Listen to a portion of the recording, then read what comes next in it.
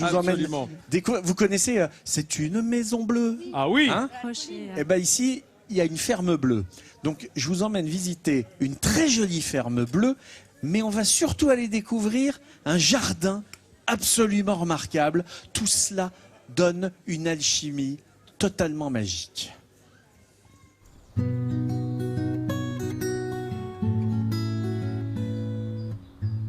Elle ne passe pas inaperçue dans le village d'Utenhofen. Derrière ses murs colorés, la ferme bleue cache une suite de petits jardins exceptionnels où l'on flâne avec plaisir dans ces ambiances variées. L'ensemble est d'ailleurs classé jardin remarquable depuis 2005. Un label décroché par Jean-Louis et Alain, heureux propriétaires de ces lieux. Sur quels critères peut-on obtenir ce label? Et comment fait-on pour le conserver? Tous les matins, armés de leurs sécateurs et cisailles, ils entament l'entretien du jardin. Très ordonné, il a ses exigences. 3 heures de taille, 1 heure d'arrosage. Il faut que la taille soit parfaite. C'est un jardin d'architecture, donc tout ça, il faut que ça soit impeccable pour que le jardin ait vraiment de l'allure. C'est Jean-Louis, paysagiste de métier, qui a conçu ces jardins intimistes. Jardin d'Orphée, italien ou formel. Quelques touches viennent rappeler les traditions alsaciennes, comme ces géraniums dans la cour. Moi, j'aime bien les jardins très formels, qui ensuite sont adoucis par d'autres plantes, comme ces lavandes ici, qui mettent un peu de folie dans tout ça. Jean-Louis et Alain ont créé un jardin qui leur ressemble et qui répond aux critères du label Jardin remarquable. Obtenu pour 5 ans renouvelables, il exige l'ouverture au public au moins 50 jours par an, ce qu'ils font avec plaisir de mai à septembre. Mais d'autres exigences entrent en ligne de compte. Ce qui est pris en compte pour labelliser un jardin, c'est aussi la qualité architecturale du jardin, la qualité botanique du jardin, les collections éventuelles de plantes qui peuvent orner le jardin. Hortensia, agapanthe ou plein-bagot s'harmonisent par leurs camailleux de rose et de bleu avec les façades de la maison. C'est d'ailleurs ce patrimoine bâti exceptionnel, dont la partie en colombage date du XVIe siècle, qui a également permis l'obtention du label. Tu vois, la cour avec le préau, encore les cochons, et là 2 photos colorisées. Une époque complètement révolue. Alain et Jean-Louis se souviennent de l'état de cette ferme traditionnelle quand ils l'ont achetée il y a 30 ans. S'ils ont transformé certains bâtiments, un élément est toujours resté, le bleu des façades, appelé bleu de Hanau. À la fin de la guerre de 30 ans, ce sont des Suisses de la région de Berne qui sont venus repeupler et reconstruire le village, et c'était des protestants.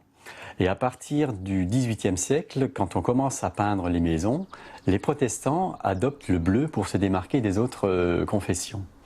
Mais c'est aussi une raison économique, parce que pas loin d'ici, à Bouxwiller, on trouve du cobalt. Et ce cobalt, mélangé à un lait de chaux, donnait la peinture. J'arrive! À partir de midi, Jean-Louis et Alain ouvrent les portes du jardin au public. Ça, c'est super joli.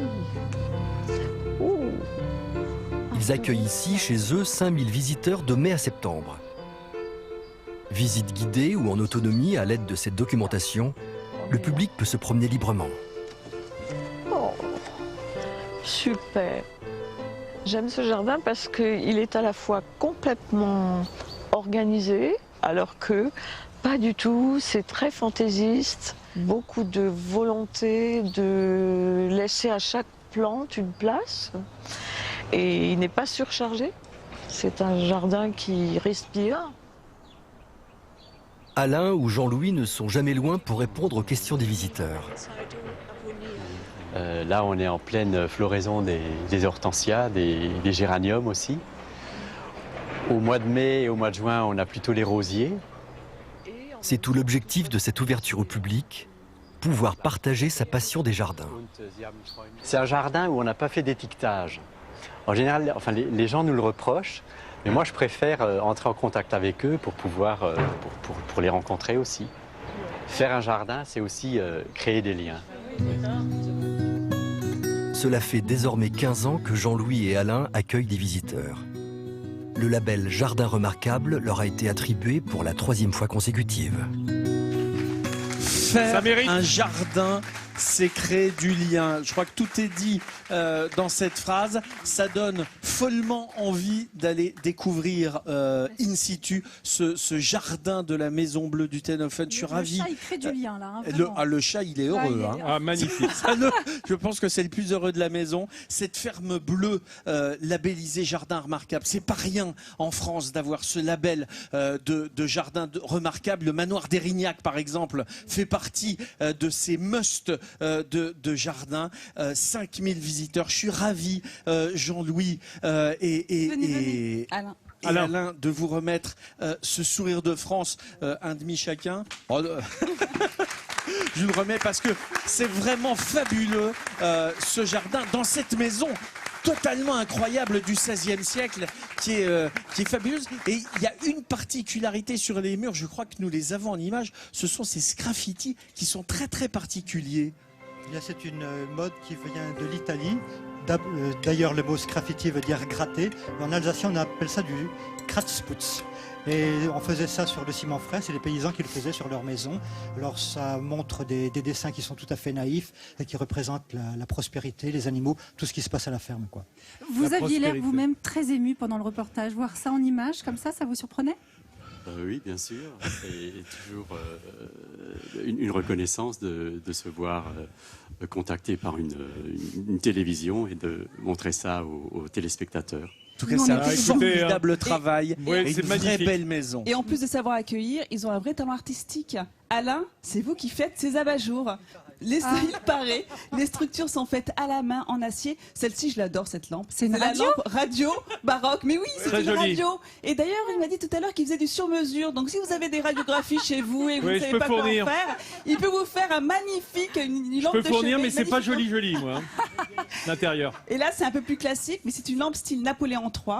Une lampe à pétrole qui est très jolie aussi, avec ce rappel des couleurs entre l'imprimé et la porcelaine. C'est vraiment très beau. Merci Nathalie. Allez, on va à table. Travail. On va à table, messieurs. Je vous invite bien entendu à nous rejoindre